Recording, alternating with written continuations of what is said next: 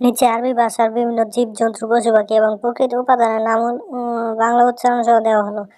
জীবজন্তু ও পশু: আসাদ সিংহ, কিলাব কুকুর, হিররা বিড়াল, জামাল ওট, বাকারা গরু, খিঞ্জির শূকর, হামার গাধা, থাউর ষাঁড়, সাত ভেড়া, মাইস ছাগল, ফিল হাতি।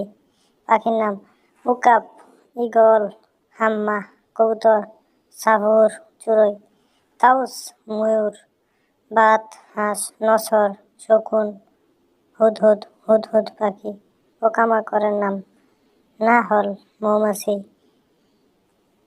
দুফদা ব্যাঙ, সারসার তেলাপোকা।